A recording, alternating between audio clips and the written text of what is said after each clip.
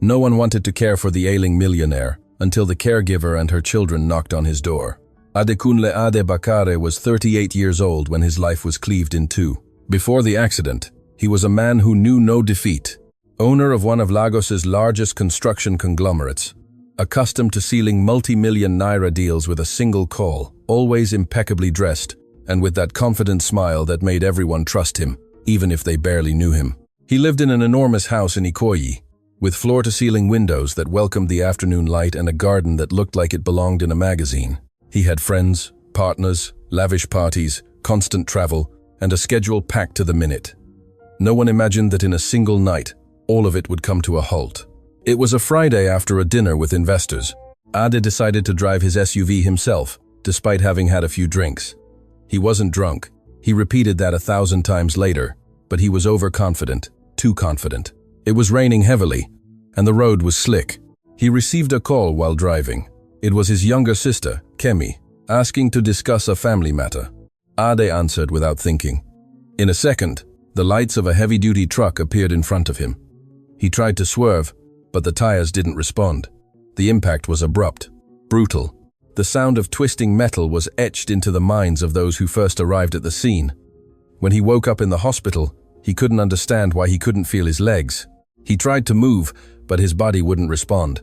He saw the tense faces of the doctors and knew something was terribly wrong. The following weeks were a blur of surgeries, pain, and news that fell like stones. Spinal cord injury, irreversible damage, minimal chance of ever walking again. Ade didn't cry when they told him. He just stared at the hospital's white ceiling, as if waiting for someone to say it was all a mistake, but no one did. When he finally returned home, he was no longer the same man who had left that night. The wheelchair became part of his routine.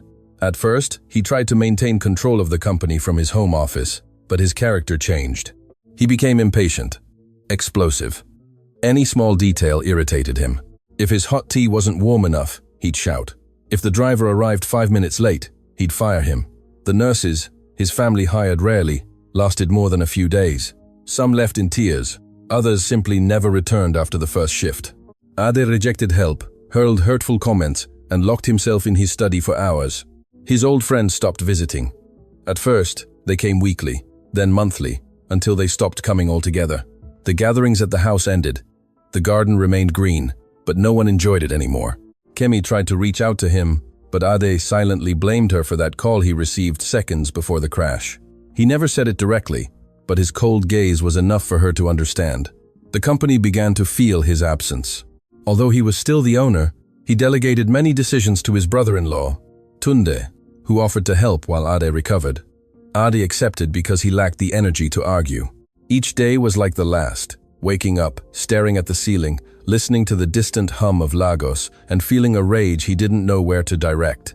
He hated depending on others to dress, to move. For something as simple as going to the garden, he hated seeing his reflection, seated, immobile. Physical therapy was another torment. The doctors insisted he had to try, but he responded with sarcasm and abandoned sessions early. Slowly, he stopped trying. He convinced himself that this was his new life, and nothing would change it. The press, which once sought him for business interviews, now published brief notes about the paralyzed magnate. Some spoke of tragedy, others of a life lesson. Ade read nothing. He had the mirrors removed from his home gym because he couldn't bear to see himself there. Immobile where he once trained every morning. Nights were worse. The silence grew heavy, and memories of the crash returned forcefully.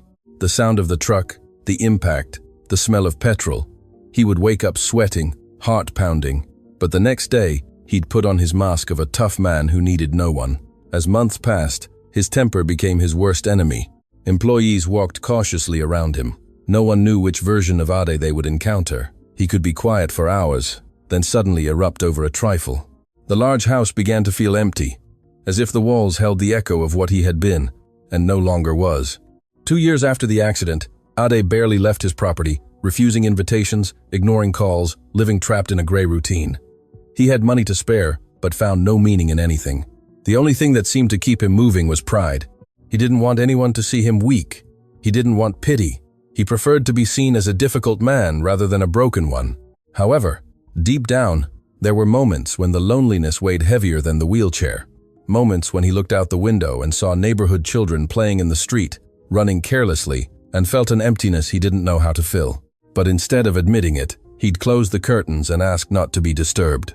That's how Ade Bakare lived, trapped in his own house, with an intact fortune and a heart full of anger, unaware that very soon, someone would knock on his door and change the course of everything he believed was lost. That morning, Ade's house was quieter than usual. Only 3 days had passed since the last nurse left in tears after he yelled at her for moving a painting. Kemi was desperate. She had called several agencies, but when they heard Ade Bakare's name and the address in Ikoyi, many people turned down the job without a second thought. His reputation as an insufferable man had spread throughout the city. Meanwhile, in a much simpler neighborhood on the other side of Lagos, Ngozi Eze finished braiding her daughter Amara's hair in front of a small mirror with a broken corner. She was 30 years old, her hair pulled back in a simple ponytail, and dark circles under her eyes she couldn't hide.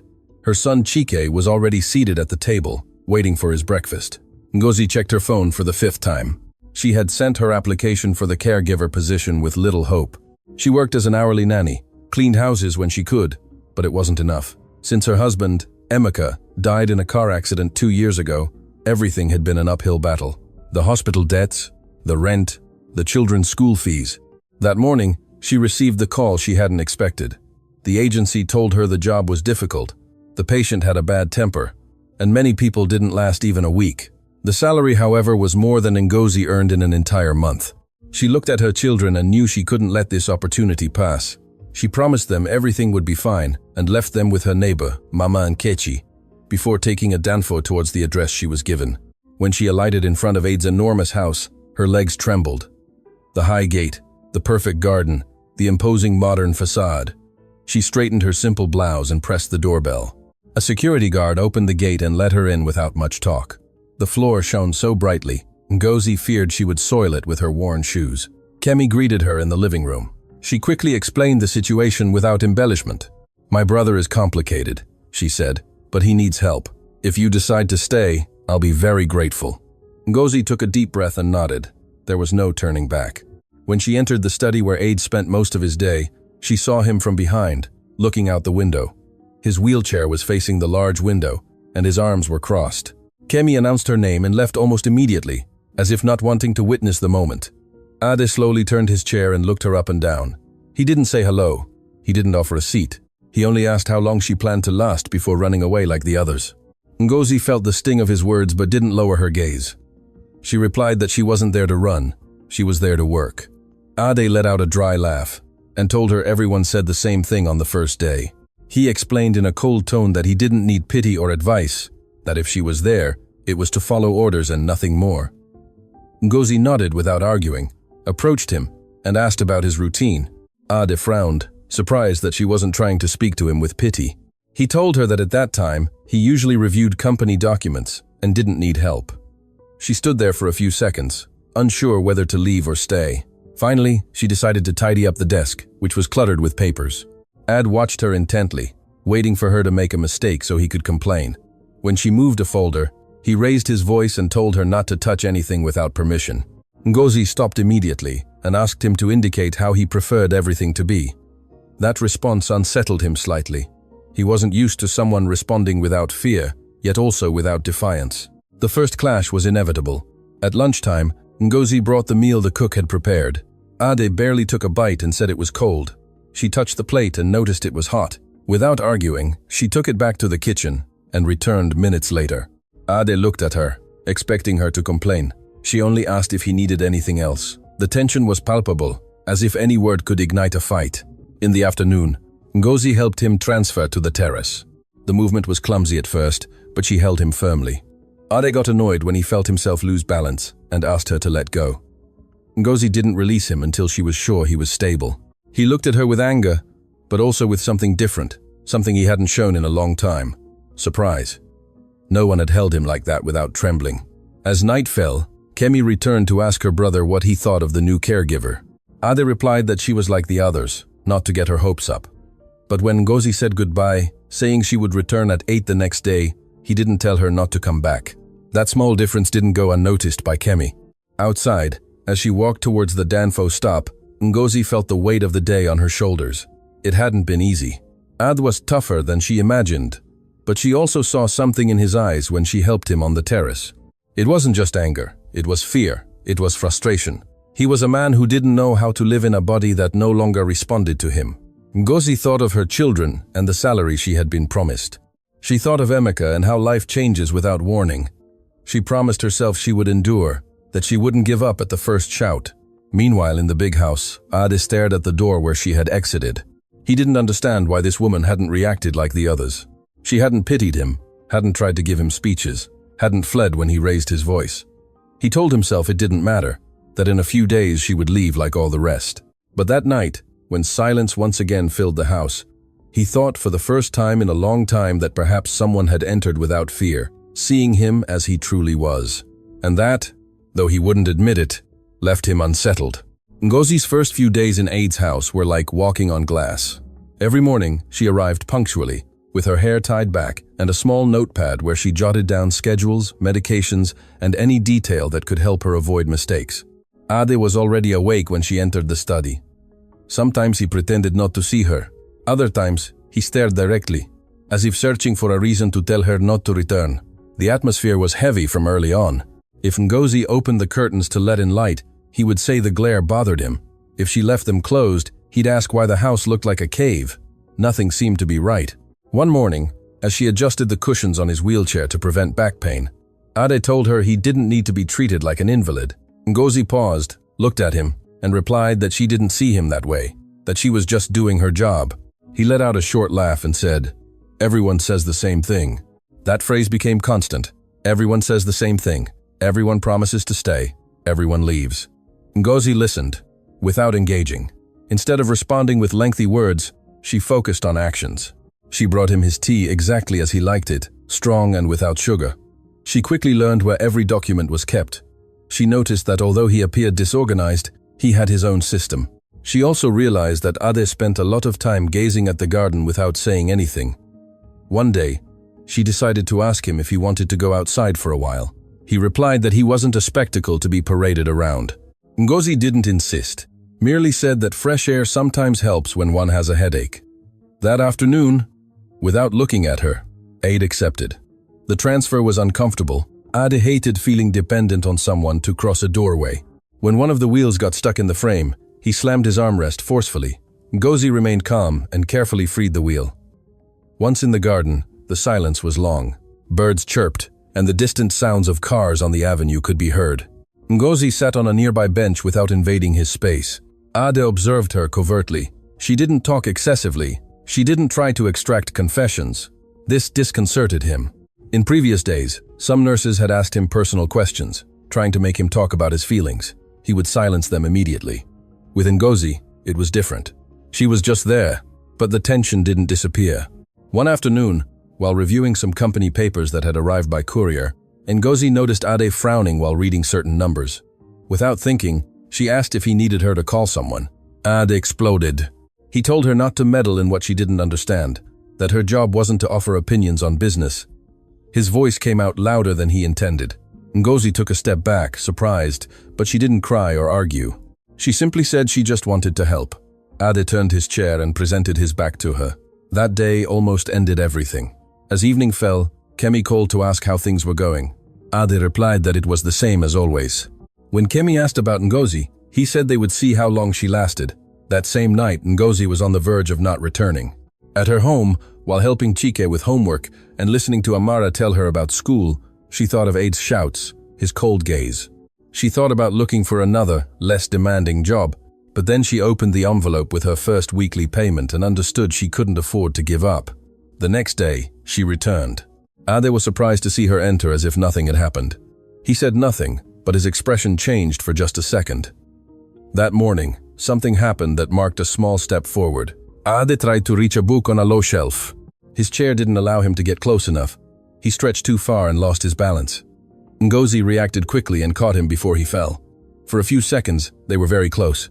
Ade breathed heavily, more from rage than effort. He expected her to say something like, "Be careful or I told you so," but Ngozi simply adjusted the chair and handed him the book without comment. That silence was different. It wasn't uncomfortable. It was as if she understood that he didn't need reminders of his limitation. As days passed, They began to have short conversations, almost compelled by routine. Ade asked why a woman her age worked in such a demanding job. Ngozi replied that she had 2 children and many bills to pay. She offered no further details. He didn't ask about the children's father, although he thought about it. One afternoon, while they waited for the physiotherapist, who almost always left early because Ade cancelled sessions, Ngozi told him she used to work as a nanny in a house where the children wouldn't let her sit down for a minute. Ade commented that at least those children could run. It was the first time his voice sounded more sad than angry. Ngozi didn't know what to say but stayed by his side. The physiotherapist arrived, and as always, Ade said he wasn't in the mood. Ngozi intervened carefully. She told him they could try for just 10 minutes. If he wanted to stop afterward, they would. Ade hesitated but accepted. Those 10 minutes were tense. Every movement seemed a reminder of what he had lost. However, when it ended, he didn't ask the therapist to leave early. It was a small, almost invisible, but real change. That night when Ngozi said goodbye, Ade called her before she left. He asked what time she would return the next day. She replied, 8 a.m., as always. He nodded without looking directly at her. It wasn't an apology for his shouts, nor a promise to improve, but it wasn't rejection either. Life together remained difficult. There were moments when Ade raised his voice again, and days when Ngozi arrived with a heavy heart, not knowing which version of him she would find. However, something was beginning to stir beneath that tense surface. It wasn't trust yet, nor friendship. It was just a small space where not everything was anger. And though neither of them said it, they both knew that space was growing. The first time Ngozi saw Bimpe was one afternoon when the house was more agitated than usual.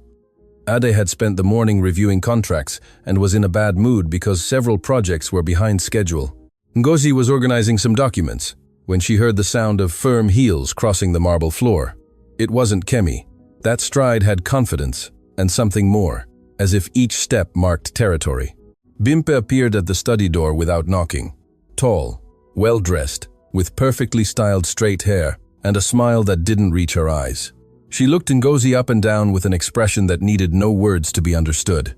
Then she directed her attention to Ade, and her tone changed to a sweet, almost exaggerated one. She asked how he was, if he needed anything, if he had reviewed the latest financial statements. Ade responded with short phrases. Ngozi noticed his posture stiffening when Bimpe was near. Bimpe was Tunde's wife, the brother-in-law who had taken many decisions in the company since the accident. She also participated in meetings, although she officially held no clear position. She claimed she was just helping, but her presence in the makeshift office at the house was constant. That day, she carried a thick folder under her arm. She approached the desk without asking permission and began to explain that some urgent documents needed signing. Ade took the pen, but before signing, he looked at some numbers carefully, frowned, and asked why certain expenses had increased so much. Bimpe responded quickly, with technical explanations that seemed rehearsed. Ngozi, who was tidying some papers, noticed that Ade wasn't entirely convinced.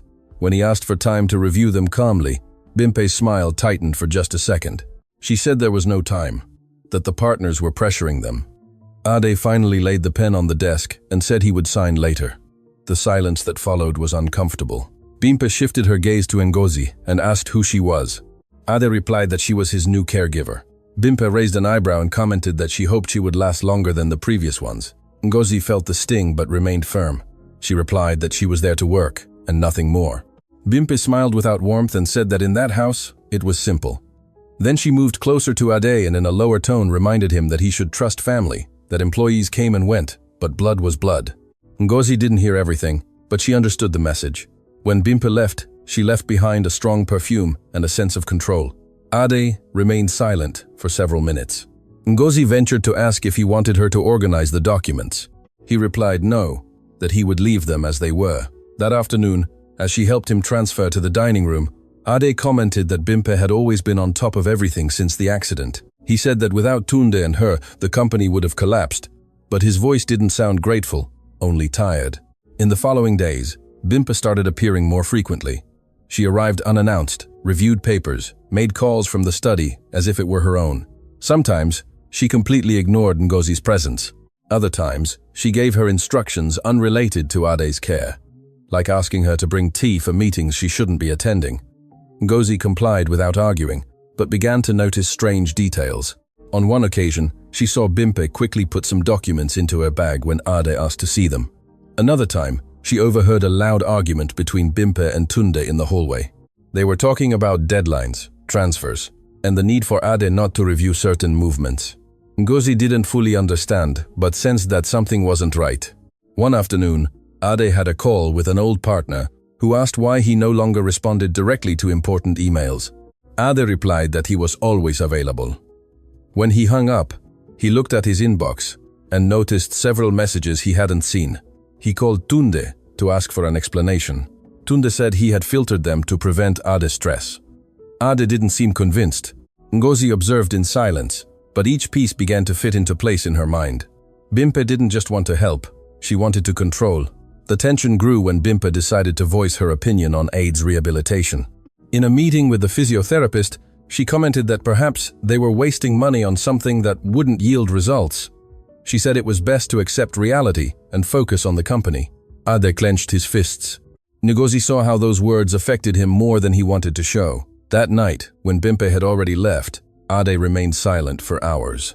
Finally, he said that perhaps they were right, that maybe it was useless to insist on therapy. Ngozi looked at him and asked if that was his decision or someone else's. He didn't answer, but the question hung in the air. The following days were more tense. Bimpe began to question Ngozi's presence. She told Kemi that she didn't trust her, that no one really knew who she was. She even insinuated that Ngozi might be taking advantage of the situation. Kemi defended Ngozi, but the seed of doubt was sown.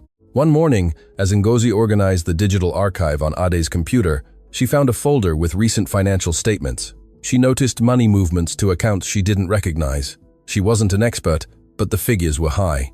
Just then, Bimpe entered without knocking. Upon seeing the screen, her expression changed. She slammed the laptop shut and told Ngozi that she shouldn't be looking at things that weren't her business. Ade, who was on the other side of the study, observed the scene in silence. For the first time, he didn't immediately defend Bimpe. He merely asked what was happening. Bimpe replied that the caregiver was invading private information. Ngozi explained that she was only organizing files as he had requested. The atmosphere became tense. Ade asked them to leave the computer alone for the day. Bimpe left annoyed. When they were alone, Ade looked at Ngozi with a mixture of doubt and curiosity. He asked her exactly what she had seen. Ngozi hesitated for a second but decided to be honest. She told him about the transfers and the amounts that seemed strange to her. Ade remained silent, processing the information. That was the first time the distrust he always directed at the world wasn't focused on her, but on someone else. And as the sun set over the garden, something began to change not only between them, but in how Ade saw the family that claimed to protect him. From the moment Ngozi saw those strange movements on the computer, she couldn't stop thinking about it. She wasn't an accountant or a financial expert, but she had been managing every kobo in her house for years. She knew when something didn't add up. That night she barely slept. She wondered if she had done wrong by speaking up. She wondered if she was getting involved in something that wasn't her business. But she also remembered Ade's face when he heard what she told him. It wasn't a face of anger. It was one of doubt, and that was new. The next day she arrived at the house with the feeling that the atmosphere was more tense. Ade was in the study reviewing papers with a concentration he hadn't shown in weeks. As soon as he saw her enter, he asked her to close the door. He didn't raise his voice. There was no sarcasm. He simply asked her to explain again what she had noticed. Ngozi spoke slowly. She told him that transfers frequently went to the same account, and that the descriptions were very general. Operational expenses, external consulting, urgent payments, but the amounts were high and repetitive. Ade frowned. He said those accounts weren't common before the accident. Ngozi didn't add anything more. She didn't want to appear to be accusing anyone. He turned on the computer and asked her to show him exactly where she had seen that. This time, when she opened the folder, no one slammed it shut. Ade began to review file by file. The silence was so profound that the click of the mouse sounded like a hammer. After a few minutes, he picked up the phone and called Tunde. He asked him to come that same afternoon with all the detailed financial statements. His voice was firm, different from weeks prior. Ngozi noticed that change. It was as if something within him had been activated. Before Tunde arrived, Bimpe appeared first. She entered with her usual confidence. She said she had heard Ade wanted to review accounts. She tried to sound calm, but she was visibly tense. She explained that everything was under control, that there was no need to distrust family. Ade looked at her without blinking. He told her that reviewing numbers wasn't distrusting, it was his right as the owner. Bimpe pursed her lips, looked at Ngozi as if she knew where the uneasiness had originated. That look was clear. She was pointing her out without words. Hours later, Tunde arrived with several folders. The study became a sort of interrogation room. Ade asked Ngozi to stay. Bimpe frowned at that, but said nothing. Tunde began to explain the movements.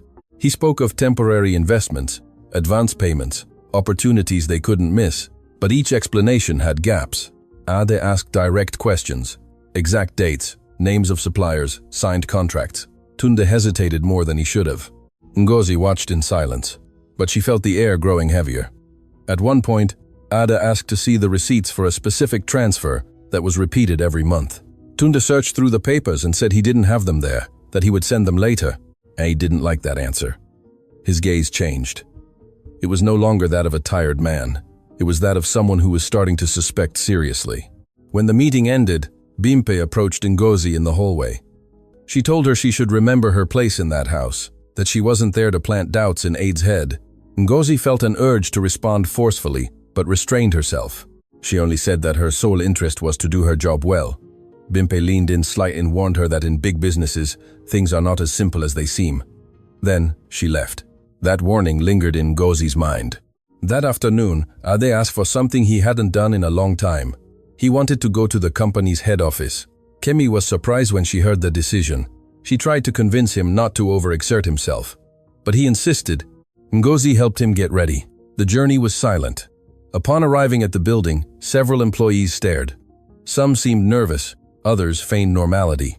Ade asked to be taken directly to the boardroom. For hours, he reviewed reports, spoke with accountants, and requested access he hadn't needed before because he blindly trusted Tunde. Gradually, more inconsistencies began to appear. Inflated invoices, services paid to newly created companies, contracts signed without his direct authorization. Each new piece of data was like a puzzle piece, confirming what Ngozi had first seen almost by accident. Bimpe arrived at the office late. She tried to intervene, saying everything had an explanation, but Ade no longer listened to her with the same trust. Ngozi stayed to one side, aware that her role was not to be the protagonist. However, she knew that day had marked a before and after. When they returned home, Ade was exhausted, but there was something different in his gaze. It wasn't just anger, it was determination. He asked Ngozi to organize all digital files from the beginning of the year the next day. He said he wanted to review everything personally. Ngozi nodded. She knew that would bring consequences. That night, upon saying goodbye, Ade called her by her name. It was the first time he had done so without coldness. He thanked her. Though barely audible, Ngozi felt a lump in her throat. It wasn't a victory. It wasn't a celebration. It was just the beginning of something bigger. But amidst that house full of tensions, she understood that she was no longer just the caregiver, and no one expected to last. She had become the person who opened a door that others wanted to keep closed. And on the other side of that door was much more than misplaced numbers. The days after the office visit were heavy. Ade barely slept. He stayed up late reviewing files, comparing figures, and making calls he used to delegate without thinking. Ngozi noticed he was more focused, but also more tense. The pressure was taking its toll. He barely touched his food and refused to rest. Kemi tried to convince him to calm down, but he was determined to understand what had happened to his company while he was trapped in his own rage. Bimpe, on the other hand, appeared less at the house, but when she did, her smile seemed more forced. The atmosphere was charged. One afternoon, as Ngozi organized documents in the study, Ade started breathing differently. At first, it was subtle, as if he were tired. She looked up and noticed his face was paler than usual. She asked if he felt well. He replied yes, that it was just a slight headache. He tried to continue reading, but his hand began to tremble. Ngozi dropped what she was doing and approached him. His breathing became rapid and erratic. Ade clutched his chest with one hand, as if something was pressing him from within. Ngozi felt a jolt of fear in her stomach, but she didn't waste time. She immediately called his doctor while trying to keep Ade conscious. He tried to say he was fine, not to exaggerate, but the sweat on his forehead said otherwise. Ngozi helped him lie down on the sofa. She raised his legs slightly, as she had been taught in first aid, and spoke to him calmly so he wouldn't panic. The minutes felt like an eternity. Kemi rushed in when she heard the commotion. Seeing her brother like that paralyzed her for a second. The doctor arrived shortly after and quickly examined Ade. He said it seemed like a severe anxiety attack combined with extreme exhaustion, but they needed to take him to the hospital to rule out anything more serious. The ambulance arrived with flashing lights that broke the street's calm. As they lifted him, Ade looked for Ngozi. He said nothing, but his eyes reflected something different from his usual anger. It was real fear. At the hospital, tests confirmed there was no serious cardiac problem, but a very high stress level. The doctor was clear. If he continued like this, it could become complicated. He recommended slowing down, sleeping better, and not bearing everything alone. Ade listened in silence. He didn't argue. That was already unusual. Ngozi stayed in the waiting room while Kemi spoke with the doctor. She thought of her children, of how it would have been to lose Emeka, and be left with so many questions. Seeing Ade vulnerable stirred something within her. It wasn't pity. It was recognizing that behind the difficult man was someone who was also scared. When they took him to a room for observation, Ngozi entered slowly. Ade was calmer, connected to some monitors. He looked at her, and this time there was no sarcasm. He told her he hated feeling weak. Ngozi approached him and replied that anyone in his situation would be exhausted, that it wasn't weakness, it was too much burden at once. He remained silent for a few seconds. Then he admitted that since the accident, he hadn't really had a moment to process anything. First, it was physical pain, then rage, then the company. He never allowed himself to stop. That confession wasn't long or dramatic, but it was honest. Ngozi didn't give him speeches. She just told him he didn't have to solve everything in one day, and that asking for help didn't make him less capable. Ade closed his eyes for a moment. He seemed to genuinely listen to her. That night, he remained hospitalized. Kemi had to go home to rest for a couple of hours, and Ngozi offered to stay. It wasn't strictly part of her job, but she didn't want to leave him alone. In the early morning, Ade woke up startled by a nightmare. His breathing began to accelerate again. Ngozi took his hand without thinking. She spoke to him calmly, reminding him he was in the hospital, that everything was under control. Gradually, he calmed down. He didn't withdraw his hand immediately. It was a simple gesture, but it marked something. The next morning, the doctor allowed him to return home on the condition that he slow down. On the way, the silence was no longer uncomfortable. It was more reflective. Upon arriving, Ade asked to cancel that day's meetings. He asked Ngozi to help him organize only the essentials. For the first time since she arrived, he accepted resting without arguing.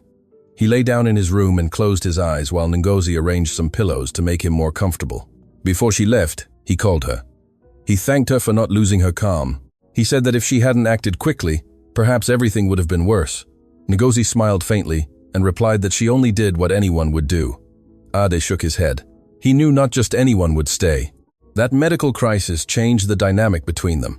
It didn't eliminate the problems or the tension with Bimpi, but it broke a barrier. Ade stopped seeing her only as an employee. He began to trust that when things got out of control, she wouldn't run. And Ngozi, seeing him vulnerable on a hospital bed, understood that behind the tough exterior was a man who had carried fear and anger for too long without saying it aloud. After the hospital crisis, something changed in Ade. It wasn't a sudden, overnight transformation, but rather a crack in the wall he had been building for 2 years. He started sleeping a bit more, accepting the doctor's recommended schedules, and reducing his hours in front of the computer. Ngozi noticed that he no longer reacted with the same fury over every small detail. He was still demanding, but there were moments when he seemed more willing to talk.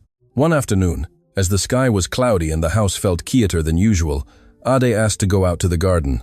Ngozi carefully helped him and led him to the spot where a large tree provided shade.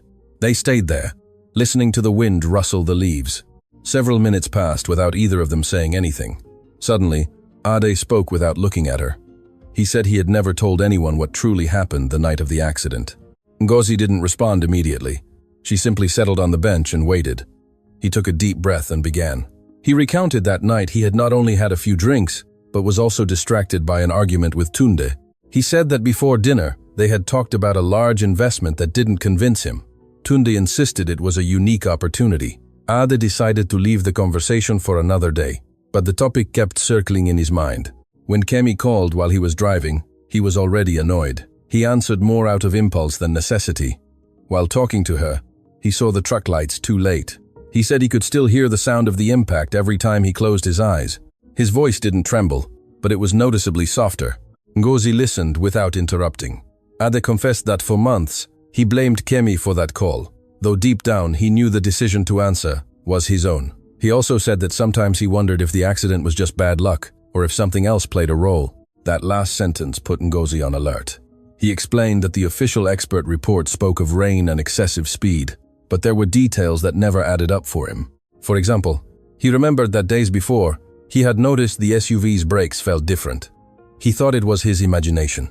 After the accident, the SUV was completely destroyed, and no one re-examined anything. Tunde handled all the paperwork while Ade was in surgery. Ade said that at the time, he was too busy trying to move his toes to question anything. But now with the irregularities in the company, those memories returned forcefully. Ngozi felt a shiver. She didn't know if it was a real suspicion or just his mind searching for explanations. She asked if he had ever talked about it with anyone. Ade shook his head. He said it sounded like paranoia, that no one wanted to hear theories when everything seemed like a simple accident. Besides, admitting he had doubted his own family seemed unbearable. Ngozi looked at him intently. She told him that questioning wasn't the same as accusing, that if things didn't add up, it was valid to review them.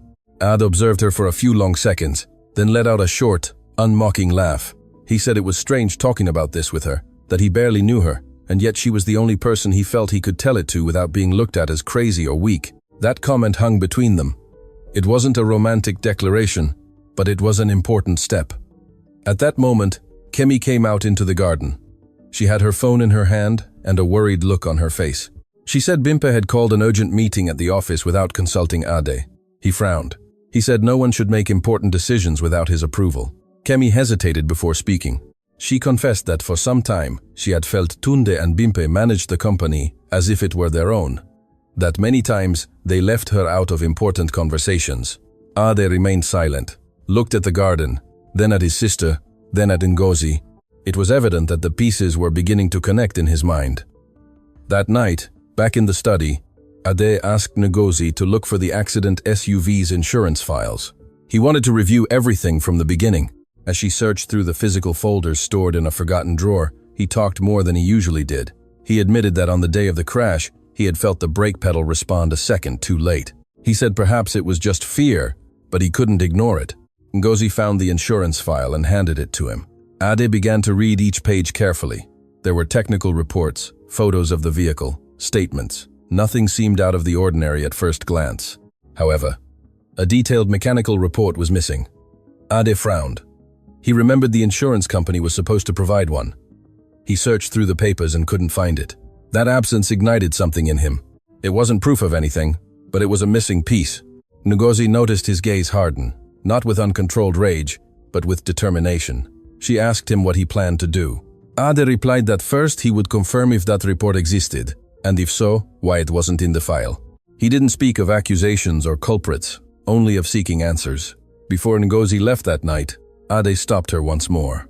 He told her that for 2 years he lived convinced his life had ended because of his own mistake, that perhaps it was so, but he needed to be sure. He thanked her for listening without judgment. Ngozi replied that sometimes the hardest thing isn't the truth, but daring to look at it. He looked at her in silence, as if seeing something more than just his caregiver. And as the house fell silent again, that confession about the accident ceased to be a stored memory and became the beginning of a doubt that could change everything.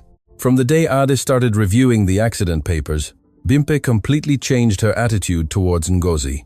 It was no longer just that cold stare or comments disguised as courtesy. Now there was something more direct, clearer. She saw her as a threat, and Ngozi felt it every time their eyes met in the hallway. One morning, as soon as she arrived at the house, she noticed that the atmosphere was strange. The cook avoided looking her in the eye, and the security guard at the entrance was more serious than usual. When she entered the study, Ade wasn't there. Instead, Bimpe was sitting at the desk, reviewing some documents. She slowly looked up when Ngozi appeared at the door. She asked her to close it. Her tone was firm, without her former false sweetness. She said that some important papers had disappeared from the office, and that Ngozi was the only new person in the house. Ngozi felt her heart pound. She didn't understand what she was talking about. She asked what documents they were. Bimpe replied that they were contracts related to a recent investment and that Ade had requested them the previous day. According to her, no one else had entered the study. The accusation was clear, even if she didn't use the word directly. Ngozi immediately denied it. She said she hadn't touched anything she wasn't asked to. Bimpe crossed her arms and said that things didn't add up. At that moment, Ade entered the study and immediately noticed the tension. He asked what was happening. Bimpe spoke before Ngozi could say anything. She explained that documents were missing and that, out of responsibility, they needed to check who had access. She looked at Ngozi as she spoke. Ade frowned. He asked what documents exactly. Bimpe mentioned the contracts. Ade pondered for a second and then said that he himself had moved them to another digital folder the night before. The silence was heavy. Bimpe blinked in surprise, tried to maintain her composure, and said that perhaps there had been a confusion, but it was already too late. The accusation had been made. Ngozi felt a mixture of relief and anger, not at the mistake, but at the intention. Ade looked at Bimpe with an expression that was not kind. He told her that before pointing fingers, she needed to be sure. Bimpe replied that she was only protecting the company's interests. Then she left the study with quick steps. When they were alone, Ade observed Ngozi in silence. He asked her to be honest, that if she ever felt uncomfortable with the situation, she should tell him. Ngozi took a deep breath. She confessed that she did feel uncomfortable, but not because of the job, but because of the way Bimpe treated her. She said she wasn't there to get involved in family problems, but she wasn't going to accept unfair accusations either. Ade nodded slowly. For the first time, he seemed to understand that the pressure wasn't only on him. That afternoon, things worsened. Bimpe returned with Tunde and demanded a private meeting with Ade. They insisted that Ngozi's presence was creating distractions and conflicts. Tunde said that since she arrived, Ade had become more distrustful, and that affected the company's stability. Ade listened without interrupting. Bimpe went further. She suggested that perhaps Ngozi was influencing his decisions, sowing doubts where there were none. It was a direct blow. When Ngozi was called into the study, she knew something big was happening. She entered with her head held high, though she felt afraid inside. Tunde spoke first. He said that for everyone's good, it was best for her to look for another job, that the company could pay her compensation if she left immediately. Ngozi looked at Ade. He said nothing at first. Bimpe took advantage of the silence to reinforce the idea. She said the house needed tranquility, not suspicion. Ngozi felt her throat closing, but she wouldn't cry. She explained that she had never failed in her work, that she had always been transparent, and that if they wanted to dismiss her, she would accept it, but not under false accusations. Ade raised his hand to stop the discussion. His voice was clear. He said that the decision about who worked in his house was his alone. He looked directly at Tunde and Bimpe. He stated that Ngozi wasn't going anywhere. The silence was heavy. Bimpe tried to retort, but Ade didn't let her. He said that if someone was generating distrust, it wasn't the person who was just doing her job. Tunde pursed his lips and took Bimpe's arm to leave the study before the discussion escalated further. When the door closed, Ngozi let out the breath she had been holding. Ade leaned back in his chair, exhausted. He apologized for exposing her to that. She shook her head. She said she understood the situation was complicated, but something had changed within her. She was no longer just the caregiver who needed the job. Now, she was in the midst of a battle she hadn't sought. That night, as she left the house, she noticed the security guard avoiding her gaze again. She knew the rumors were already spreading. Bimpe wasn't going to stay quiet, and although Ade had defended her, that only made the tension grow. As she walked to the Danfo stop, Ngozi thought of her children and what was at stake. She knew the easiest thing would be to leave, but she also knew that if she left now, she would leave Ade alone in the midst of something that clearly wasn't right. And for the first time since she accepted the job, she understood that staying wasn't just an economic necessity, it was a decision that could change everyone's course. After the meeting where Ade made it clear that Ngozi was staying, the house completely changed. It wasn't something visible to the naked eye, but it was palpable in the air. Employees spoke in hushed tones when she passed. Bimpe no longer entered the study without knocking, but when she did, her gaze towards Ngozi was direct, without attempting to hide her disdain. Ade, on the other hand, seemed firmer than ever. That same morning, he requested all contracts signed over the past 2 years to be brought to him. He wanted to review them one by one.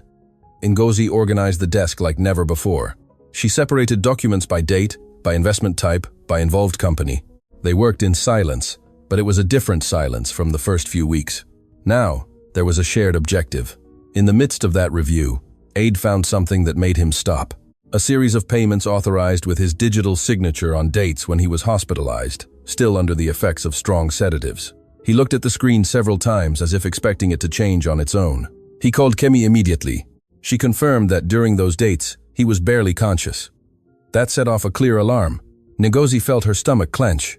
It was no longer just a slight suspicion. It was something more serious. Aide requested that the IT department be called immediately to verify from which device those authorizations had been made. The answer arrived hours later. The operations were carried out from the head office, not from his home or the hospital. Aide's face hardened. He didn't raise his voice. He didn't bang anything.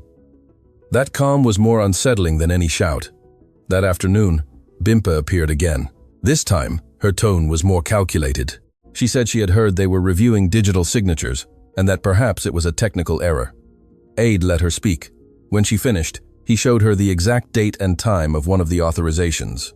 He asked her directly who had access to his electronic signature in the office. Bimpe hesitated for just a second before replying, "Tunde and the finance department." Ad held her gaze longer than usual. He told her he was going to request an independent external audit. That word dropped like a bomb. Bimpe tried to dissuade him. She said it would send a negative message to the partners, that it would generate distrust, but Ade was no longer willing to back down. When Bimpe left, closing the door harder than necessary, Ngozi stood in front of the desk. She didn't know whether to say anything or not. Ade was the one who broke the silence. He told her that if she hadn't insisted on reviewing the files that day, he might never have noticed anything. Ngozi shook her head. She reminded him that the decision to investigate was his.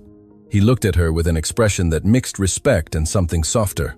That night, while they organized the last documents, Ade asked her something personal for the first time. He asked her how she had faced her husband's death. The question took her by surprise. Ngozi took a few seconds to respond.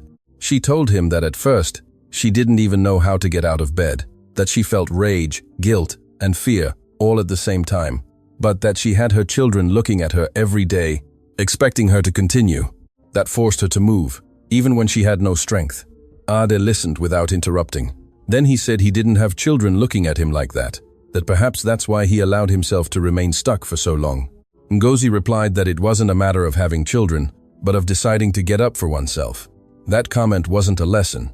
It was a simple truth. He nodded slowly. The next day, the first preliminary audit report arrived. It confirmed significant irregularities in several operations. Some transfers were linked to shell companies. Ade read every line carefully. He said nothing for several minutes. Then he asked to summon Tunde for the next day. The tension was felt even by the house staff. Kemi was nervous. She paced back and forth, unsure how to face the possibility that her own husband might be involved in something illegal. Ngozi remained on the sidelines, focused on her work, but knew she was in the midst of a storm that was just beginning. That night, as she helped Ade transfer to his room, he stopped her before she left. He told her that no matter what happened in the meeting with Tunde, he wanted her to know that he trusted her, that he wouldn't allow her to be accused again without proof. Ngozi felt a lump in her throat. She didn't respond with lengthy words. She just said, "Thank you," and left. As she closed the door, she leaned her back against the wall for a moment. She realized that, without seeking it, she had become important in the life of this man who, at first, could barely look at her without anger. And now, with the audit on the table and a family confrontation about to explode, the trust Ade had just given her wasn't just a kind gesture. It was a clear declaration that he was no longer alone in this fight. The next morning, following the audit report's arrival, began with a heavy silence in the house. Ade barely spoke during breakfast. His gaze was fixed on a point that wasn't there, as if he were replaying every figure in his head. Ngozi noticed that, despite his outward calm, he was fighting an internal battle. The meeting with Tunde was in a few hours, but before that, something unexpected happened. The physiotherapist arrived punctually. Like every Tuesday and Thursday, for weeks, those sessions had been brief and tense. Ade would cancel halfway through or simply refuse to try new exercises. But that day was different. When the therapist asked if they would work on the usual, Ade replied that he wanted to try something more demanding. Ngozi looked up, surprised. The therapist hesitated for a moment and then explained that they could try exercises to strengthen his core and improve balance. He didn't promise miracles, but small advances if he was consistent. Ade nodded without sarcasm. The session began with basic movements. Ngozi stood to one side, ready to help if needed. The effort was visible on Ade's face. Each repetition was difficult. Sweat appeared on his forehead, but he didn't ask to stop. At one point, the therapist suggested trying to hold himself for a few seconds. supported by special parallel bars that had been installed weeks ago and were almost never used. Aid looked at the bars as if they were a personal challenge. Ngozi felt a knot in her stomach. She knew that attempt could end in frustration. With the help of the therapist and herself, Ade positioned himself. His hands gripped the bars tightly. The therapist counted to 3, and with support, Aid slightly lifted his body weight. He wasn't fully standing, but he wasn't completely seated either. It was just a second, then another. His arms trembled. Ngozi saw something in his eyes that she hadn't seen since she arrived at that house. Determination without anger. When he sat back down, he breathed heavily. He didn't smile, but he also didn't curse the attempt. He asked to repeat it. They tried several more times. He couldn't hold on for long, but each attempt was a small step forward. At the end of the session, the therapist said that if they continued like this, they could work with a more intensive program. Aid nodded, exhausted but focused. That decision was not accidental. Ngozi knew it. The company review, the doubts about the accident, the possible betrayal of someone close, all of it was stirring something within him. It was as if regaining control of his life wasn't just about money or documents, but also about his own body. After therapy, Ade asked for a few minutes alone with Ngozi. He told her that for 2 years he had convinced himself that trying to walk again was a waste of time, that he preferred to focus on the company because at least there he felt he could win something. But now he understood that if he was going to face what he was discovering, he needed to be strong in every sense. Ngozi listened attentively. She didn't tell him everything would be easy. She simply replied that small advances also count. Later, Tunda arrived for the meeting. The tension was evident from the moment he crossed the door. Ade received him in the study with the audit report on the desk. Ngozi stayed nearby, organizing papers, but without intervening. The conversation began formally, but soon became direct. Ade showed the irregularities, the digital signatures, the shell companies. Tunda tried to explain each point, but his answers were no longer as confident as before. When Ade mentioned the possibility of a formal complaint if there wasn't a clear explanation, Tunde lost his composure for the first time. He said he had done everything with the thought of protecting the company while Ade was incapacitated. That word ignited something in Ade. Incapacitated. The silence that followed was heavy. Ade told him that being in a wheelchair didn't mean being out of the game, that he never gave him permission to use his signature without direct authorization. Tunde avoided looking at him. The meeting ended without a clear solution, but with a firm warning. Ade demanded total access to all accounts and announced that the audit would continue until the end. When Tunde left, the house was filled with an uncomfortable silence. Kemi was devastated. She didn't want to believe that her husband could have crossed that line. Ngozi, from her place, understood that the conflict was just beginning. That afternoon, against all odds, Ade asked to repeat some of the morning's exercises, even without the therapist. Ngozi helped him position himself in front of the bars. This time, he managed to hold on for a second longer than before. It was minimal, almost imperceptible to someone looking from afar, but for him, it meant something enormous. When he sat back down, his breathing was shaky. Ngozi knelt in front of him to ensure he was all right. Their gazes met at the same level. There were no grand words, just a shared certainty. He was truly beginning to fight, not just against the betrayal surrounding him, but against the idea that his life had ended that night in the rain. And as the sun began to set behind the house windows, Ade no longer seemed like the man who expected everything to resolve itself. Now he was determined to reclaim what he felt had been taken from him, step by step. Even if each step still depended on bars and the strength that was just beginning to return. The change in Ade was not only noticeable in the company or in therapy, it also began to show in small details that hadn't existed before. One afternoon, as Ngozi was preparing to leave for home, she received a call from the neighbor who cared for Chike and Amara. She said she had a family emergency and wouldn't be able to stay with the children that night. Ngozi felt the world shift beneath her feet. She had no one else to call. She hesitated for a few seconds before knocking on the study door. Ade looked up when she entered. He immediately noticed something wasn't right. Ngozi explained the situation quickly, almost with embarrassment.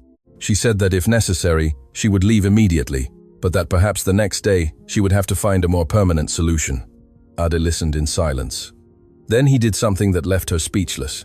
He told her she could bring the children to the house that same afternoon. Ngozi's eyes widened in surprise. She tried to say that she didn't want to inconvenience him, that it wasn't professional to mix things, but Ade insisted. He said the house was large enough and it didn't bother him. In reality, He had been observing for some time that she always rushed out without looking back, as if her life were a constant race. That night, Chike and Amara crossed the house gate with a mixture of fear and curiosity. Chike, 9, tried to look brave. Amara, 6, clung to her mother's hand. Ade received them in the living room. He was in his wheelchair, with a straighter posture than usual. Ngozi was tense, ready for any uncomfortable comment, but none came. Ade asked their names and pointed to the enormous garden behind the house. He told them they could play there, as long as they didn't run near the pool without an adult. Chike looked at the space as if it were a private park. Amara finally let go and ran towards the grass. The children's laughter filled the house in a way that hadn't been heard in a long time. Ade watched them from the terrace. At first, he seemed uncomfortable, as if he didn't know where to put his hands. But when Chike approached with a ball and asked if he knew how to play football, something changed in his expression. Ade let out a brief laugh and said that he used to play quite badly. Chike insisted he could be a sitting goalkeeper. Ngozi held her breath, fearing Ade would be offended, but he accepted. They positioned themselves in front of a small makeshift goal with flower pots. Chike kicked softly, and Ade tried to stop the ball with his hands. It wasn't a perfect game, but it was real. Amara joined later, celebrating every goal as if it were a final. Ngozi watched from a distance, with a mixture of relief and something deeper she couldn't name. That scene didn't seem part of anyone's original plan. Later, when the children were having dinner in the kitchen, Ade asked Ngozi about her husband. She hesitated for a second, but decided to answer. She told him that Emeka was a mechanic, that he always dreamed of opening his own workshop. The accident that killed him was quick, a crash on a secondary road. Ade listened attentively. He didn't ask imprudent questions. He simply said he understood what it was like for life to change in a second. That phrase hung between them, loaded with different but equally painful experiences. When it was time to sleep, Ngozi thought of returning home, but Ade offered for them to stay in one of the guest rooms. He said it was late, and he didn't want them to travel at night. Ngozi accepted gratefully. That night, after the children fell asleep, Ngozi stepped into the hallway and found Ade looking out at the dark garden. She approached him and thanked him for allowing them to stay. He replied that the house felt different with new voices, more alive. He admitted he had forgotten what a child's laughter sounded like. Ngozi looked at him in silence. It wasn't a dramatic confession, but it was honest. The next day, Chike came downstairs early and found Ade in the study. Without fear, he began to ask him questions about the company, about how large buildings are constructed. Ade responded patiently, explaining simple things, drawing on a piece of paper. Ngozi watched from the doorway, observing a scene she would never have imagined weeks ago. Ade was not only more open with her, he was also open with the world she brought with her. That cohabitation began to repeat itself some days. Not always, but often enough for it to become natural. The children stopped seeing him as the serious man in a wheelchair and started seeing him as someone who could tell stories, even short ones. Ade began to adjust his schedule to sometimes coincide with school dismissal, asking how their day had been. It wasn't an exaggerated change. He still had moments of tension. He was still dealing with the audit and the confrontation with Tunde. But amidst all that, the presence of Chike and Amara opened a space that didn't exist before, and Ngozi noticed it not only because he smiled a little more, but because he began to speak of the future without realizing it. One day, he mentioned that if he managed to stabilize the company, he wanted to invest in projects that helped working families. Chike listened and said he wanted to be an engineer. Ade replied that then he would have to study hard. That simple conversation made something clear that none of the adults said aloud. Ade no longer spoke like a man resigned to staying confined. He spoke like someone who was beginning to imagine beyond the accident. And in that new image, Ngozi's family was no longer a temporary visit. They were part of the scene. The presence of Chike and Amara in the house became more frequent, and Bimpe did not like that at all. Although she tried to hide it when they met in the living room or the garden, her discomfort was evident. One afternoon, she arrived unannounced, just as Ade was in the middle of an intensive therapy session. For weeks, he had increased the level of exercises. It was no longer just brief attempts on the bars. Now he was working on leg strength with special support and more demanding balance exercises.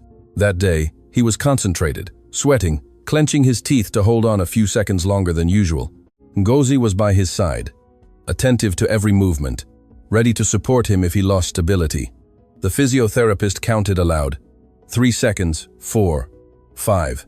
It was his best attempt so far. When he sat back down, exhausted but satisfied, Bimpe applauded slowly from the doorway. It was not a sincere applause, it was disguised mockery. She said that such effort was admirable, but perhaps he was forcing something too much that doctors had already considered unlikely. The comment landed heavily. Ade looked at her coldly. He asked her not to interrupt the session. Bimpe smiled, saying she was only concerned about his health. Then she asked to speak with him privately.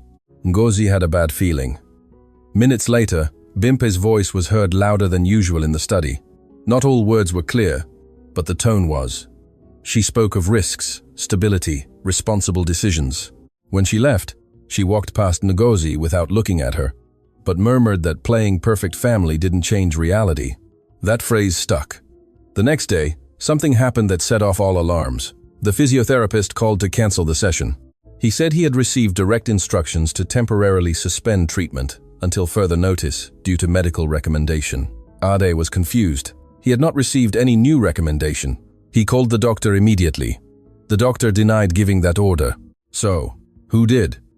The answer came when the therapist mentioned that the call had come from the company's office, signed with administrative authorization.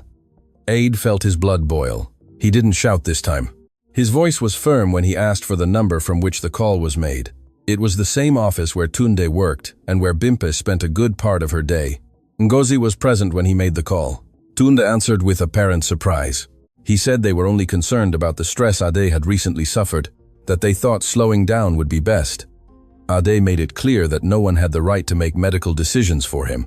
He hung up without saying goodbye. The house was again filled with tension. That same afternoon, Bimpe appeared again, this time without a smile. Ade didn't give her a chance to start the conversation. He asked her directly if she had given the order to cancel the therapy. She replied yes, that she did it thinking of his well-being.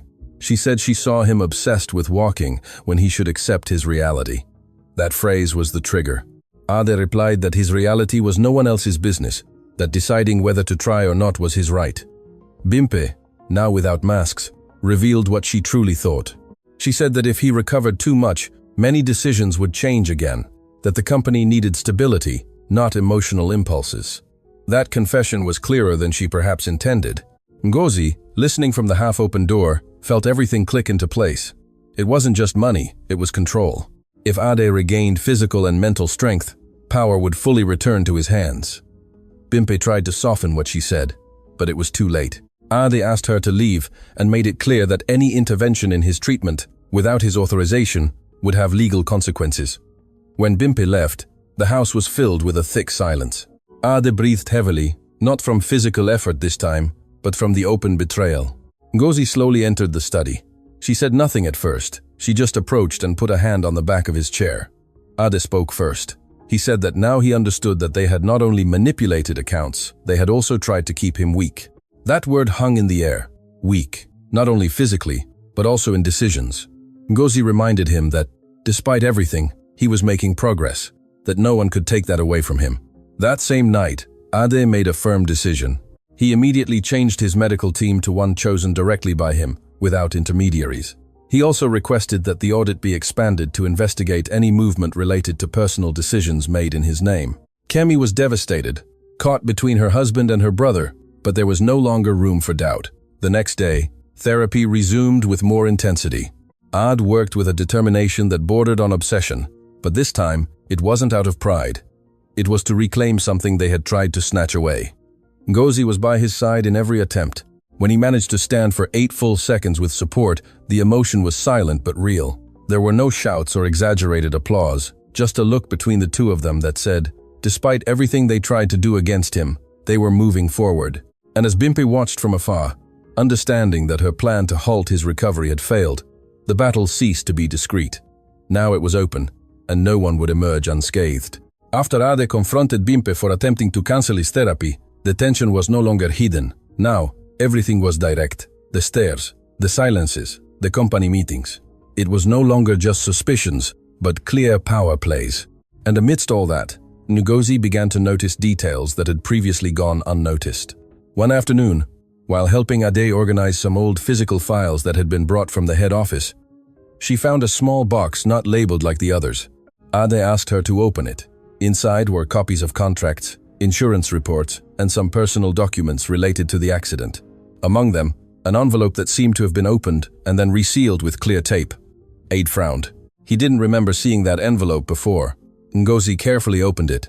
Inside was a copy of the preliminary report from the SUV's insurance. It wasn't the final report they had already reviewed, but an earlier, more technical one. Aid began to read it in silence. As he progressed, his expression changed. In that report, it was mentioned that the brake system had presented a hydraulic fault prior to the impact. It didn't state it was the direct cause, but did indicate that it should be investigated whether recent maintenance had been adequate. Ade slowly looked up. He remembered that, weeks before the accident, Tunde had recommended taking the SUV to a new workshop, one he claimed had lower rates because it belonged to an acquaintance. Ade accepted without thinking too much. He never questioned it again. Ngozi felt the air grow heavy in the room. She asked if that detail appeared in the final report. Ade shook his head. In the official document submitted to the insurance company, only weather conditions and possible excessive speed were mentioned. Nothing about mechanical failures. That meant someone had had access to the preliminary report and decided that part should not reach the closing of the case. The question was no longer just financial. It was much deeper. Ade asked to immediately call the insurance company to confirm if that document had been submitted in full at the time. The answer was clear. The preliminary report was sent to the legal representative, designated by the family while he was hospitalized. That representative had been Tunde. The silence that followed was long. It wasn't a direct accusation yet, but the pieces fit together in an unsettling way. That same afternoon, Ngozi decided to do something she had been thinking about for days. She knew Bimpi didn't trust her, and saw her as an obstacle. So, instead of avoiding her, she decided to confront her directly, but calmly. She found her in the company office the next day, reviewing papers with a secretary. Ngozi asked to speak with her alone. Bimpi accepted, surprised by the initiative. In the closed office, the atmosphere immediately became tense. Ngozi didn't raise her voice or accuse. She only asked why Bimpi had tried to stop Ade's therapy and why there were administrative decisions made without his actual consent. Bimpi looked at her coldly. She said it was none of her business, but Ngozi didn't back down. She spoke to her about the preliminary accident report, the brake failure, and how that detail disappeared in the final report. For the first time, Bimpi lost control of her expression for a second. It was minimal but enough. Then she tried to recompose herself. She said Ngozi was looking for problems where there were none, that an accident is an accident. But Ngozi wasn't there to discuss theories. She just wanted to see her reaction, and she saw it. When she left that office, she knew she had hit a sensitive spot. That night, Ade listened attentively when she recounted the conversation. He wasn't surprised. Rather, he seemed to be confirming something he already suspected. He said that if the vehicle's maintenance was manipulated and the report altered, that changed everything, not just for the money or power, but for the intention behind it. Kemi was called to the meeting. At first, she refused to believe that Tunde could have hidden information related to her own brother-in-law's accident. But when Ade showed the preliminary report and explained the difference with the final document, her face fell apart. She remembered that it was Tunde who insisted on handling all the paperwork while Ade was in surgery. She said that at the time, she trusted him blindly. Now that trust seemed fragile. The night ended with a clear decision. Ade would hire an independent expert to review the entire accident case from scratch. He would also expand the financial audit to include any relationship between the beneficiary companies and the workshop that performed the vehicle's maintenance. Ngozi observed everything from her place, aware that what started as a job to pay bills had become the center of a truth that had been buried for 2 years. Before saying goodbye that night, Aid called her by her name with a different firmness. He told her that if what they suspected was confirmed, his life didn't just change due to a mistake or the rain that night. It changed because someone decided it should be so. That idea was hard, but it also ignited a new strength in him. He was no longer just seeking to recover money or walk again. He was seeking the complete truth. And as silence filled the house once more, the feeling was clear. The revelation they were unearthing was not only going to shake the company, it was going to break the family into pieces. The investigation into the accident and finances continued, but that morning, something different was about to happen. It had nothing to do with documents or tense meetings. It had to do with Aid's body and a promise he had made in silence. The new medical team had adjusted the therapy. Now, they not only worked on strength, but also coordination and small impulses in his legs that had once seemed impossible. Ngozi was by his side as always. But that day she noticed something different in his gaze. It wasn't just determination. It was a mixture of fear and hope she hadn't seen before. The therapist explained that they would try something more demanding. He didn't promise that Ade would walk, but that he would try to support himself with less assistance. They placed the parallel bars and adjusted the knee supports. Ade took a deep breath. Chike and Amara were in the garden with Kemi, but they didn't know what was happening inside. Ngozi took position to one side, ready to support him if he failed. The count began. 1, 2. Ade pushed with his arms, but this time, the impulse wasn't just from his arms. His legs responded faintly, as if waking from a long sleep. He stood up, not completely steady, but more upright than ever. The therapist adjusted the support without letting go. Ade trembled. The effort was visible in every muscle. Ngozi felt her heart pound in her chest. 3 seconds. 4, 5. This time, he didn't collapse immediately. He held on. His feet touched the ground with real pressure. 8 seconds. 10. The therapist told him to try to take a small step with help. Ade hesitated, closed his eyes for an instant, and then moved his right foot just a few centimeters forward. It was minimal, but it was a clear movement. The therapist supported his weight while his left foot tried to follow. It wasn't a clean or elegant step, but it was a step. When he sat back down, silence filled the room. Ngozi's eyes were bright, but she didn't cry. Ade breathed as if he had run a marathon. He didn't smile immediately. He looked at his legs as if they weren't his own. Then he looked up at Ngozi. He said nothing, but in his expression, there was something that had never been there before. Real hope. Not an illusion, not a comforting phrase, but something concrete. The therapist explained that this progress was the result of weeks of constant work, that it didn't mean immediate total recovery, but that his body was responding more than expected. Ade nodded, unable to speak much. When the session ended, he asked for a few minutes alone with Ngozi. She approached without a word. He broke the silence. First, he said that for 2 years he had convinced himself that he would never feel the ground under his feet again, that every failed attempt sank him deeper. But that small step changed something inside, not just physically. It was as if his entire life had been frozen at the moment of the crash. And now, for the first time, something was moving forward. Ngozi replied that that step was his, that no one had given it to him. He shook his head. He said that if she hadn't insisted on continuing therapy when everyone else wanted to stop it, perhaps he wouldn't be there. That afternoon, when Chike ran into the study to ask if they could play for a while, Ade called him, asked him to come closer. With minimal help, he managed to stand up again in front of his non-biological, but increasingly close son. Chike's eyes widened in surprise. Amara stood still, watching. Ade took another short step, supported but visible. The children didn't fully understand the magnitude of the moment, but they knew it was important. Chike smiled as if he had seen an incredible trick. Amara applauded without thinking. Ngozi put a hand to her chest. That scene was not planned. It was not a ceremony or a public announcement. It was something simple and enormous at the same time. Later, Kemi arrived and saw her brother standing for a few seconds. She brought her hands to her face. She had gone from disbelief to pride in a matter of seconds, but not everything was celebration. While that progress was happening in the house, tensions continued to grow in the company. Tunde received the news of Ade's physical progress. With a gesture he tried to conceal.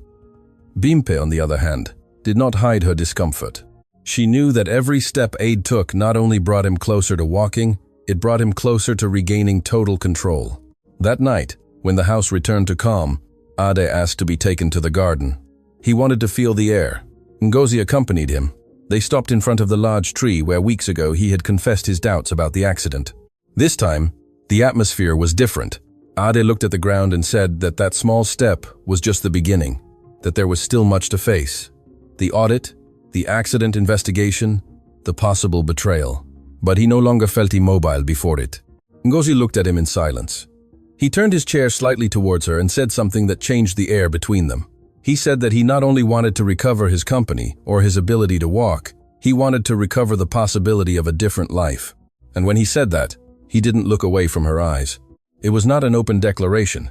There were no promises or grand words, but it was clear that that step was not only physical, it was the beginning of something that went beyond any report or confrontation. And as night fell over the garden, the feeling was evident. Something had awakened in Ade that no one was going to be able to stop so easily. Ade's progress in standing up changed the atmosphere in the house, but it also accelerated everything pending in the company. There was no longer room for delays. The independent expert hired to review the accident delivered his first formal report that same week. Ade requested the meeting be held in the large living room of the house, not the office. He wanted Kemi, Tunde, and Bimpe to be present. He also asked Ngozi to be there, though not to participate directly. When everyone was seated, the expert began to speak clearly. He explained that they reviewed the records of the workshop where maintenance was done weeks before the crash. That workshop was linked to a newly created company whose partners appeared indirectly connected to a financial firm related to movements detected in the audit. A did not take his eyes off the report. The expert continued. He confirmed that the brake system had shown manipulation of a hydraulic valve that could have caused a delayed response in rainy conditions. It was not a natural wear and tear failure. It was a technical alteration. The silence became heavy. Kemi brought a hand to her mouth. Tunde tried to intervene, saying that didn't prove intent, that mechanical errors can occur. But the expert was clear. The manipulation was not accidental. It required direct intervention. Ade felt the world compress in that room. For 2 years, he believed everything was a combination of bad luck and reckless decisions. Now, the possibility was different. The report also indicated that the payment to the workshop was made from a corporate account authorized by Tunde under the concept of corporate maintenance. That detail closed the circle with the financial audit. It was not just fund diversion. It was a network of decisions that benefited shell companies while weakening Ade's position. Bimpe broke the silence first. She said it was a serious accusation, without proof that Tunde knew what the workshop was doing. Ade looked at her without blinking. He asked who recommended that workshop. Bimpe replied that it was Tunde. The tension became visible. Kemi slowly turned towards her husband. Tunde began to sweat. He tried to defend himself, saying he only sought to save costs and knew nothing of manipulations. But the report showed that the workshop received additional payments after the accident, even after the SUV was destroyed. That had no logical explanation. Ade spoke with a calm that was more frightening than any shout. He said that for 2 years, he lived believing it had been his mistake, that he carried guilt, rage, and frustration, thinking he himself had ruined his life.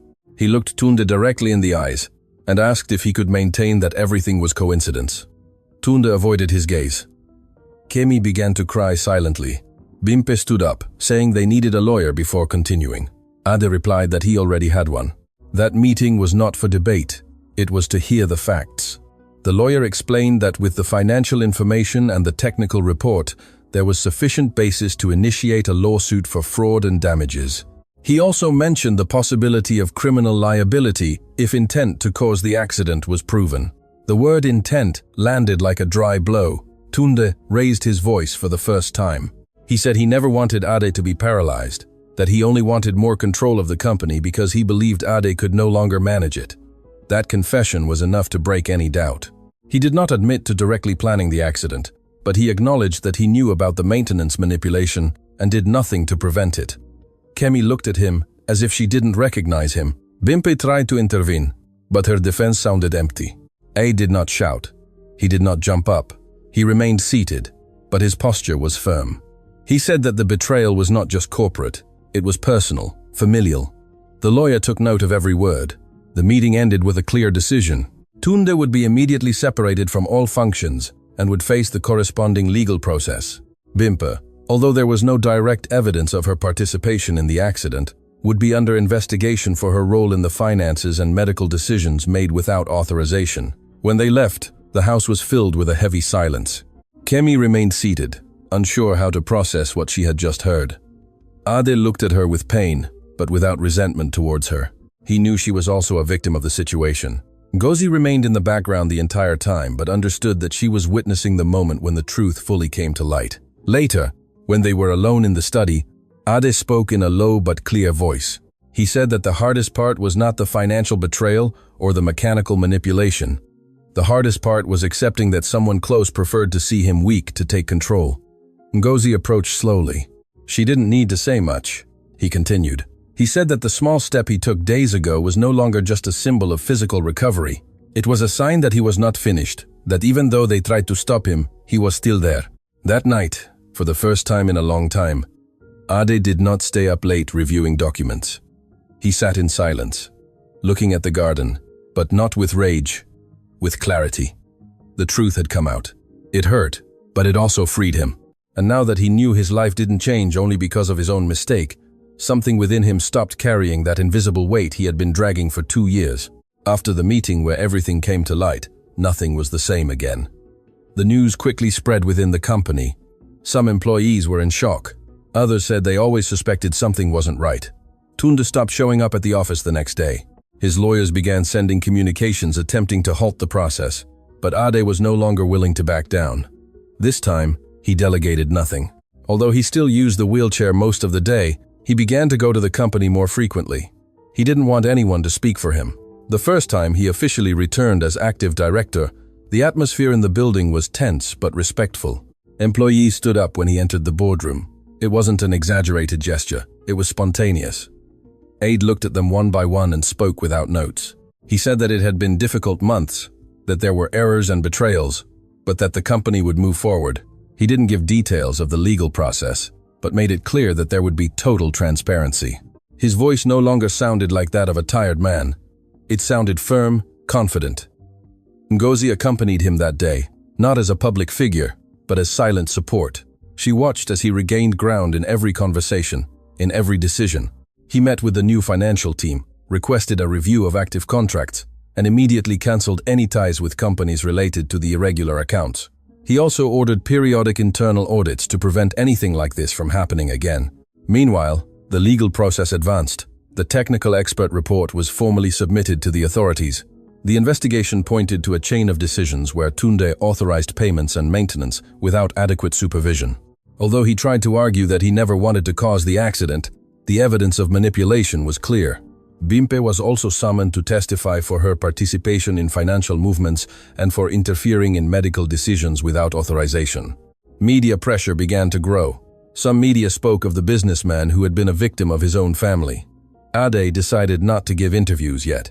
He wanted the process to take its course without a spectacle. Amidst all this movement, rehabilitation did not stop. On the contrary, it became a central part of his routine.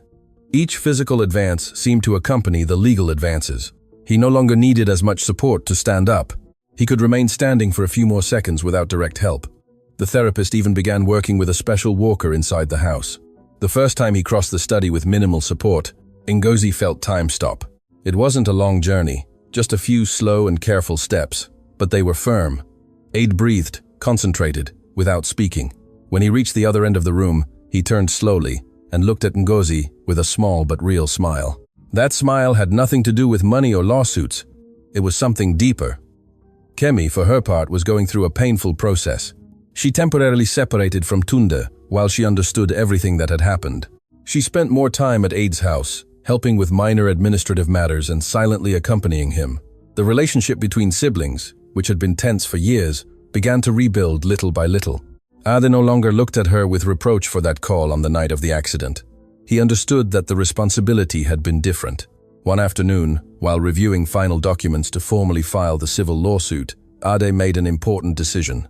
He restructured the company's board of directors and appointed new, independent advisors. He wanted the company to stop depending solely on family. He also created an internal fund to support employees facing medical emergencies, something he had never considered before. Ngozi noticed that these decisions were not just strategic, they were personal. They were part of a larger transformation. One night, after a long day, Ade asked to go out to the garden. He no longer needed to be pushed all the time. With the walker and light support, he managed to cover part of the path to the tree where months ago he had confessed his doubts. He stopped there and took a deep breath. Ngozi was by his side. He spoke calmly. He said that for 2 years he lived thinking he had been defeated, that he lost mobility, confidence, and control. But now he understood that he had not been destroyed. He had only been forced to rebuild himself from scratch. He looked at his hands resting on the walker and then looked up at her. He said that if it hadn't been for her arrival, perhaps he would still be confined to the study, believing everything was his fault. Ngozi tried to downplay its importance, but he shook his head. He knew what he was saying. That night, they didn't talk about the legal process or the company. They talked about the future, not with exaggerated promises, but with real ideas. Ade mentioned that he wanted to simplify his life, dedicate more time to what truly mattered. Ngozi listened with a pounding heart, knowing that what they were building was no longer just a working relationship. Outside, the city lights shone as always, But inside that house, something had completely changed. Ade was no longer the bitter man who rejected help and shouted over every detail. Nor was he just the victim of a betrayal. He was someone who was regaining his place step by step, decision after decision. And as the legal process continued, the feeling was clear. Control had returned to his hands, not out of revenge, but out of firmness. The legal process against Tunde advanced steadily, and the company was already operating under the new structure Ade had established. But inside the house, the atmosphere was different from months ago. There was no longer constant tension or hidden glances in the hallways. Now there was laughter, slow but sure steps, and conversations that didn't revolve solely around problems. Ade could now walk short distances with light support. He used the walker indoors and a cane for very controlled outdoor trips. Each step was still an effort, but it was no longer a desperate struggle. It was constant progress. One afternoon, after an exceptionally good therapy session, Ade asked to speak with Ngozi privately, not in the study, not in the living room. He led her to the garden, walking slowly but without direct help other than his cane. Chike and Amara were in the pool with Kemi. The sun was setting, and the air felt light. Ade stopped in front of the tree where so many important conversations had taken place. He took a deep breath. He didn't seem nervous, but serious. He told her that when she came to his door, he was a version of himself he didn't recognize, full of rage, distrustful, closed off. He confessed that at first, he thought she would leave like everyone else, that he even pushed her with words to make her go. But she stayed. Not out of pity, not out of fear. She remained firm. Ngozi listened with a pounding heart. He continued. He said that she not only helped him regain strength in his legs, she helped him regain clarity in his mind and heart. That thanks to her, he faced the truth of the accident and the betrayal without sinking again. He was silent for a few seconds, as if searching for the exact words. Then he was direct. He told her that he no longer wanted her presence in the house to be just as a caregiver, that he wanted her to be part of his life for real, not as temporary support, but as a companion. Ngozi felt the world stand still. It wasn't an exaggerated scene.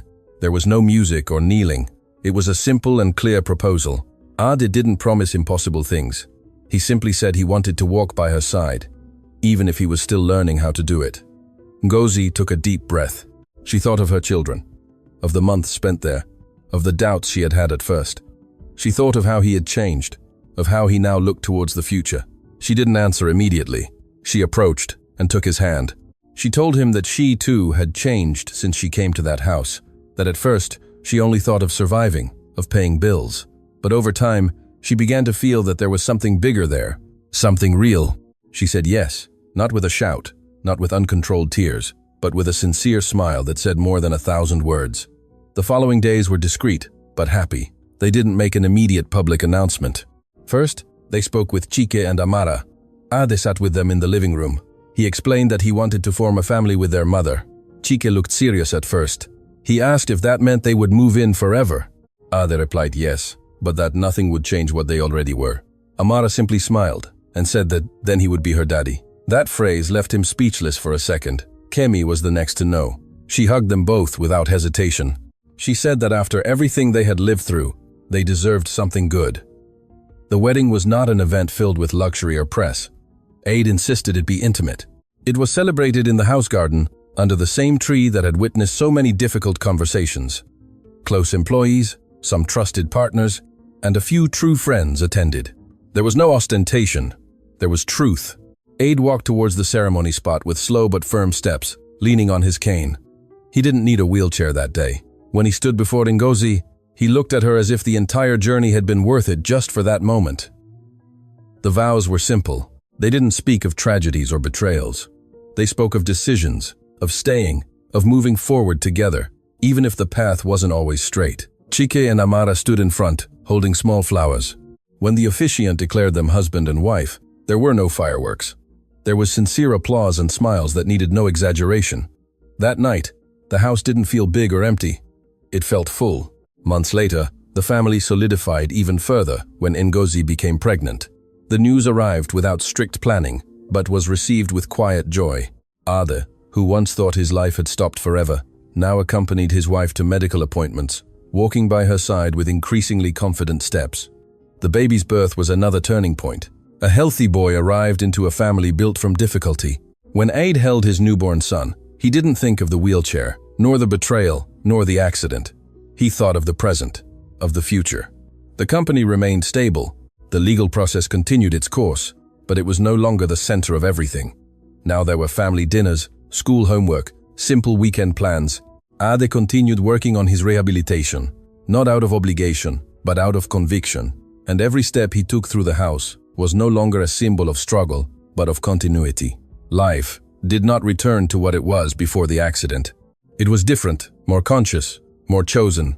And as the garden filled with the voices of 3 children playing, Ade understood that the blow that almost destroyed him also led him, unknowingly, to the family he never imagined he could still have. It seemed that everything had finally found its place. The company was stable, the legal process against Tunde was progressing, and at home, life had a calm rhythm. Ade was walking better and better. He no longer used a cane inside the house and only carried it when going to crowded places. The baby was 6 months old and filled every corner with laughter and cries. Chike and Amara cared for him as if he were a treasure. Ngozi looked more serene than ever. If someone had seen the scene from outside, they would have thought the storm had completely passed, but the truth still held one last piece. It all began with an unexpected call from the lawyer handling the criminal case. He said a new witness had emerged, related to the workshop that manipulated the SUV. He wasn't just any employee. He was the former partner of the main mechanic, someone who had decided to speak after the investigation began to tighten its grip. Ade asked for an in-person meeting. Ngozi noticed the tension in his face when he hung up the phone. It wasn't fear. It was the feeling that something more was about to be revealed. The next day, in the lawyer's office, the man told what he knew. He confirmed that the order to modify the brake valve was not an isolated decision by the workshop. He said he received clear instructions from someone who requested that the vehicle have an unstable response under certain conditions, without leaving an obvious fault in quick checks. Ade clenched his hands over his legs. The lawyer asked if that person had been Tunde. The witness shook his head. He said Tunde only managed the payment and the workshop recommendation, but the one who gave the specific technical order was another person, a woman. Ade felt the air grow denser. The name took a few seconds to come out of the witness's mouth, but when he said it, the world seemed to stop. Bimpe. The witness explained that she was the one who asked for the work to be done discreetly, that she mentioned the owner of the SUV was no longer making clear decisions, and that they needed to secure a transition of control in the company. He did not directly speak of causing a serious accident, but made it clear that she sought a fault that could be attributed to external conditions. Ade remained in absolute silence. Throughout the entire process, Tunde had been the main focus. He admitted to managing payments and concealing information, but it was never proven that he wanted the accident as such. Now the story took another form. Bimpe was not only looking to halt therapy or manipulate finances, she had planned to weaken him from the start. Ngozi, sitting beside him, felt her heart sink. She remembered every cold stare, every attempt to dismiss her, every medical interference, everything fit. The lawyer explained that with that testimony and the linked financial records, the case would be expanded. It was no longer just fraud and negligence. It was conspiracy to cause harm. Ade did not speak for several minutes. When he finally did, his voice was low but firm. He said he wanted the process to go all the way, not for revenge, but for complete truth. The news reached Kemi hours later. The reaction was devastating. Understanding that her husband had been part of the financial manipulation was hard, but knowing that her best friend, the woman she trusted, was the one who masterminded the vehicle's technical ideation, was an even deeper blow. Bimpe was arrested days later to give a formal statement. The media exploded with the news. The story of the businessman who not only survived an accident, but a calculated attempt to sideline him, dominated headlines. Ade finally agreed to give a brief interview. He did not speak with hatred. He did not raise his voice. He simply said that the truth takes time, but it arrives, and that his recovery was not just physical, it was also mental and emotional. That night, back home, he walked through the garden with Ngozi. He did not carry a cane. His steps were not yet perfect, but they were sure. He stopped in front of the tree that had witnessed everything. He looked towards the house where the children's laughter could be heard. He thought of the moment when he was convinced his life had ended in the rain that night. If Bimpe had achieved her complete objective, perhaps he never would have emerged from guilt and rage. Perhaps he would have accepted his fate without questioning it. But something she did not calculate was the arrival of Ngozi, the woman who knocked on his door out of necessity, but stayed out of conviction. Ade looked at her and said something that closed the circle of everything they had lived through. He said that if that accident had not happened, he probably never would have changed his way of living. Perhaps he would still be the businessman obsessed with numbers, surrounded by people who applauded without questioning. He would not have known the real strength of rising from scratch. He would not have known the family that now surrounded him. Ngozi took his hand. They needed no more words. Inside the house, Chike ran with the baby in his arms under Kemi's supervision. Amara laughed loudly. Life continued, but now without secrets, hidden in documents or decisions made in the shadows. Aid took a few more steps through the garden, unsupported, fearless. Each step was firm, not because he forgot what happened, but because he faced it completely. The final truth not only revealed who tried to get him out of the way, it also revealed that even when someone plans your downfall, they cannot always control how you choose to rise.